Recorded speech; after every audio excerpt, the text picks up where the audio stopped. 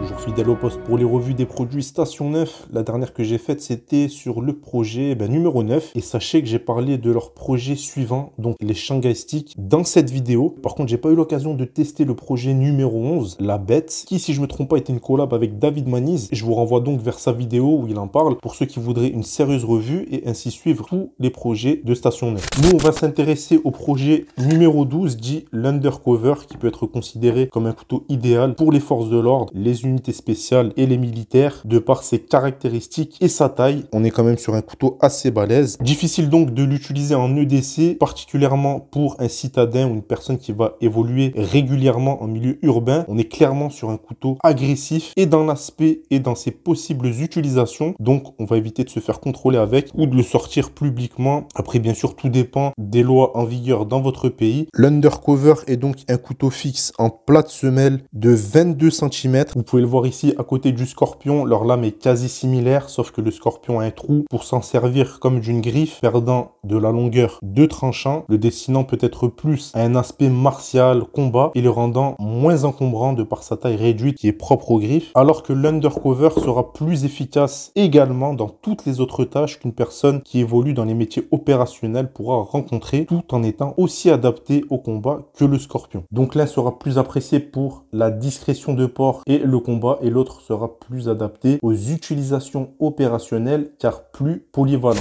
Le projet numéro 12 a une lame de style persane de 10,5 cm pour 4 mm d'épaisseur. On a vraiment une belle courbe particulièrement adaptée à la tranche. On a un double tranchant qui rend ce couteau vraiment particulier, une partie lisse et une partie avec serration. Les serrations de base sont intéressantes dans quelques situations exceptionnelles, on va dire, mais qui feront la différence le moment venu. Premièrement, en partant du principe qu'une lame lisse ne sera jamais parfaitement affûtée, donc rasoir, une lame serre à tête sera plus efficace sur de la coupe de corde, de sangle, de ceinture, voire de câble en urgence. Intéressant donc pour du premier secours. Encore une fois, en partant du principe qu'une lame lisse ne sera pas toujours parfaitement affûtée, on va pouvoir venir couper simplement, donc scier des choses sur lesquelles on va pas pouvoir exercer de pression et de force. Ça peut être tout simplement une tomate un peu ramollie, ça évitera de l'écraser, ça peut faire sourire, mais c'est la vérité. Comme je l'ai dit, on peut être amené parfois à devoir couper quelque chose sans pouvoir utiliser de contraintes sur l'objet. On va pas pouvoir forcer et donc scier à ce moment-là sans exercer de pression pourra prendre tout son sens. Par exemple, pour couper une branche sur laquelle on va pas pouvoir exercer de pression au risque de détruire la plante ou l'arbuste. Également pour du désamorçage, du désengagement de pièges. Et dans une vision plus utilitaire, la dernière fois par exemple sur de la tuyauterie, je devais couper un segment et on pouvait pas exercer de pression. Donc avec une lame lisse, tu pouvais pas faire grand chose. Et troisième avantage, l'efficacité des serrations.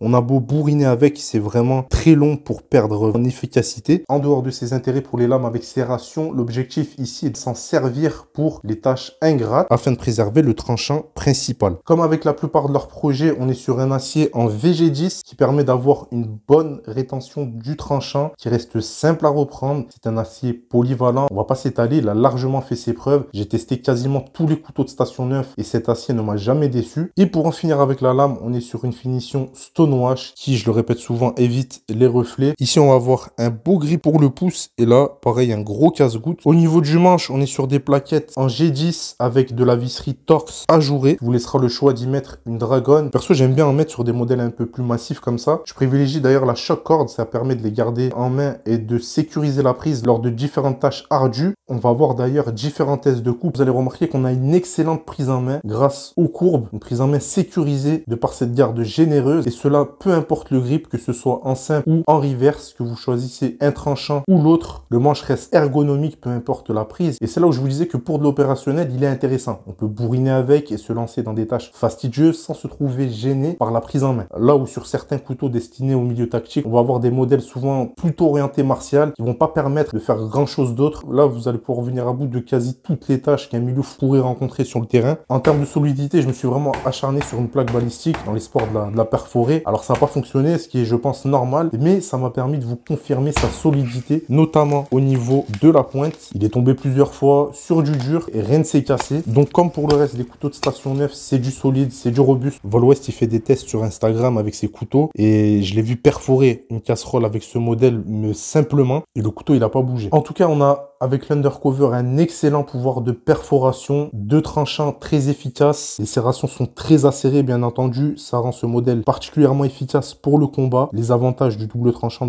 dans ce domaine sont d'ailleurs nombreux. Ça va offrir une plus grande variété de mouvements, des coups plus dévastateurs, surtout lors de rotation de l'arme dans la cible pour partir d'un côté ou de l'autre par exemple. On va avoir un plus grand spectre de parade et de contre-attaque au clinch, rendant ce genre d'arme vraiment redoutable à condition bien sûr de savoir les manipuler. Et c'est là un possible désavantage martialement parlant. Ça nécessite clairement une rigueur d'entraînement, notamment pour éviter de se blesser soi-même. Au niveau de l'étui, on est sur du Kydex en sandwich de forme rectangulaire, fourni de base sans clip. Cela dit, avec un peu de corde, vous pouvez facilement le porter en statique. Avec des serflex, vous pourrez le porter simplement à la ceinture. Et vous pouvez également trouver sur leur site des clips pour le porter en vertical. Une solution qui peut être intéressante et dont vous avez été pas mal à me demander la référence dans des vidéos précédentes, et pour le coup je vous invite à le noter parce que ça pourra vous servir, c'est les sangles IWB. Tapez ça dans un moteur de recherche et vous allez trouver, ça permet de fixer l'étui à l'horizontale, à la verticale, que ce soit sur une ceinture ou sur une plateforme molly. Si bien réglé, ça se fixe très bien. À savoir que l'étui sur la prochaine série de l'Undercover sera différent, peut-être plus pratique pour certains. Quoi qu'il en soit, j'espère n'avoir rien omis dans cette revue. N'hésitez pas si vous avez des questions en commentaire ou directement sur la page Insta de Station 9. C'était Boris pour la chaîne Civis Protocol. À bientôt.